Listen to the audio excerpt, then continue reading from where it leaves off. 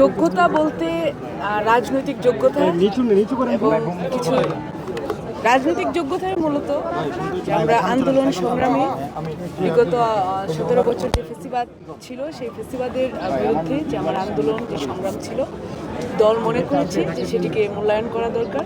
আপনারা জানেন যে আমি ছাত্রদল থেকে এসেছি, তো ছাত্রদল থেকে কাউকে মূল্যায়ন করছে, এটি আগামীতে যারা ছাত্রদল করবে, আগামীতে যারা মেয়েরা রাজনীতি করবে তাদের জন্য এটি একটি দৃষ্টান্তমূলক কাজ হয়ে থাকবে। আমি একমাত্র না, অনেকেই আছেন যারা তরুণ, সবাই তরুণ, তো একমাত্র আমি না। জি, আমি এখনো ঢাকা বিশ্ববিদ্যালয়ের LLM করছি। দেখুন, আমরা রাজনীতি করি, আমাদের স্বপ্ন ছিল যে আমরা একদিন সংসদে আসব এবং দল আমাদেরকে মূল্যায়ন করবে। সেই জায়গা থেকে কাজ করে গিয়েছি এবং দল মূল্যায়ন করেছে।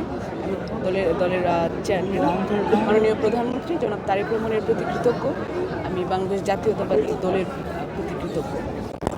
সংসদ সদস্য হিসেবে নয়, শুধু একজন মানুষ হিসেবেও সামনের দিনে যে চ্যালেঞ্জগুলো আসছে, সামাজিক রাজনৈতিক বিভিন্ন প্রতিবন্ধকতা, দেশকে এগিয়ে নিয়ে যাওয়া এবং দেশের মানুষের আর্থসামাজিক এবং ভাগ্য উন্নয়নের কাজ করার মধ্য দিয়ে আমরা সেই সব চ্যালেঞ্জকে মোকাবেলা করতে চাই।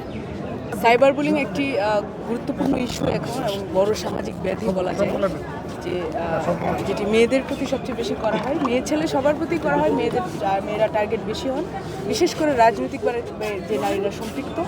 তো এটি নিয়ে আমরা রাজনৈতিকভাবে অ্যাড্রেস করে আসলে এই সমস্যার সমাধান করার জন্য কাজ করব। আমার বাড়ির নেত্রকোনা 226 আসন। এটি খুবই দারুণ একটি অনুভূতি যে আমি রাজনীতি করেছি, আমি মূল্যায়িত হয়েছি দল কর্তৃক, এবং আগামীতে যারা রাজনীতি করছে, মেয়েরা রাজনীতিতে আসছে, তারাও একটি স্বপ্ন আছে তাদের যে তারা একদিন দেশকে নেতৃত্ব দিবে। সেই জায়গা থেকে এটি একটি যুগান্তকারী ঘটনা যে আগামীতে তারা রাজনীতি করার জন্য উৎসাহ পাবে। আমার মনে হয় যে পরিবর্তন আসছে, সেগুলো ভালোর জন্য আসছে এবং এই পরিবর্তনগুলো আগামীতে প্রথা হয়ে দাঁড়াবে, যেটি দেশের এবং দেশের মানুষের জন্য খুবই গুরুত্বপূর্ণ।